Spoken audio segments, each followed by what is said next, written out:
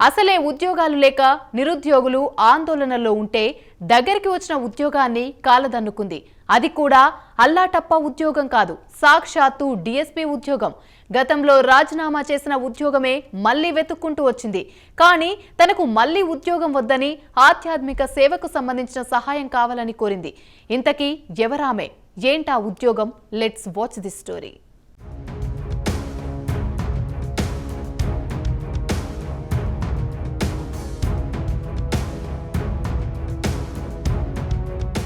తెలంగాణ మాజీ డీఎస్పీ నళిని సచివాలయంలో ముఖ్యమంత్రి రేవంత్ రెడ్డిని మర్యాదపూర్వకంగా కలిశారు. తెలంగాణ సాధన కోసం తన ఉద్యోగాన్ని సైతం త్యాగం చేసిన ఆమెకు తిరిగి ఉద్యోగం ఇవ్వడంలో ఉన్న అడ్డంకులు ఏంటని గతంలో పోలీసు అధికారులతో జరిగిన సమీక్షా సమావేశంలో సీఎం ప్రశ్నించారు. తిరిగి డీఎస్పీగా ఉద్యోగం ఇవ్వలేకపోతే అదే స్థాయిలో మరేదైనా ఉద్యోగం ఇచ్చే అంశంపైన ఆలోచించాలని సూచించారు. అవసరమైతే తనను కలిసేందుకు నళినికి అవకాశం కల్పించాలని కూడా సీఎం అధికారులకు తెలిపారు. ఈ క్రమంలో సచివాలయంలో ముఖ్యమంత్రి రేవంత్ రెడ్డిని కలిశారు నళిని. నళిని మాత్రం తిరిగి ఉద్యోగంలో చేరేందుకు సుముఖంగా లేకపోవడం గమనించదగ్గ విషయం.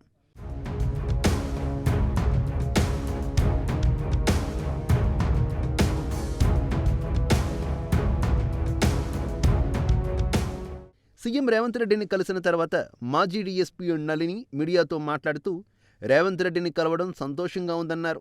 ఇప్పుడు తనకు ఉద్యోగం అవసరం లేదని స్పష్టం చేశారు. డబ్బు, భౌతిక ప్రపంచం నుంచి బయటపడ్డానని, ఇప్పుడు తనది ఆధ్యాత్మిక మార్గమని తెలిపారు. వేద కేంద్రాలకు ప్రభుత్వ సహకారం అడిగానని, సీఎం సానుకూలంగా స్పందించారని తెలిపారు. త్వరలోనే వేదం, యజ్ఞం పుస్తకాలు పూర్తి చేస్తున్నానని, సనాతన ధర్మ ప్రచారానికి పనిచేస్తానని, గతంలో తాను, తన తోటి ఉద్యోగులు డిపార్ట్మెంట్లో ఎదుర్కొన్న సమస్యలపై సీఎంకు రిపోర్ట్ ఇచ్చానని నళిని తెలిపారు. తనలా ఎవరూ బాధపడవద్దన్నదే తన అభిప్రాయమన్నారు.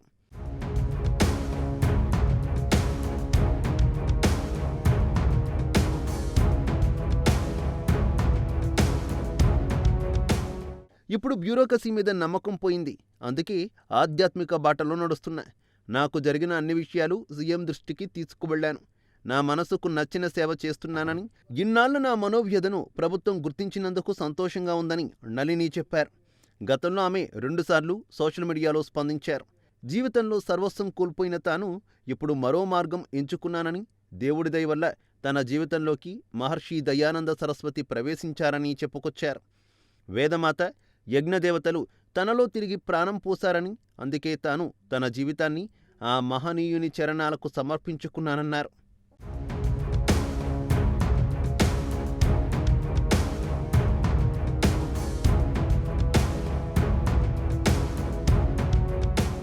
వేద ప్రచారకురాలిగా, వైదిక యజ్ఞబ్రహ్మగా సనాతన ధర్మాన్ని ప్రచారం చేయడమే తన ముందున్న కర్తవ్యమని, ఉద్యోగం అవసరం లేదు కానీ ధర్మ ప్రచారానికి ఉపయోగపడేలా ఏదైనా సహాయం చేస్తే స్వీకరిస్తానన్నారు.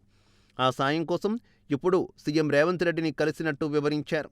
నళిని తెలంగాణ ఉద్యమ సమయంలో డీఎస్పీగా ఉన్నారు. ఉద్యమంలో భాగంగా ఉద్యోగానికి రాజీనామా చేశారు.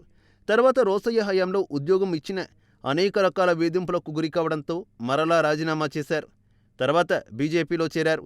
కానీ రాజకీయంగా కూడా కలిసి రాకపోవడంతో ఆమె ఆధ్యాత్మిక మార్గంలోకి వెళ్లారు. రేవంత్ సీఎం అయ్యాక ఉద్యమకారులందరూ ఆమెను గుర్తు చేసుకోవడంతో మళ్లీ వెలుగులోకి వచ్చారు. ఆధ్యాత్మిక మార్గంలో ఉన్నట్లుగా అందరికీ వివరించారు.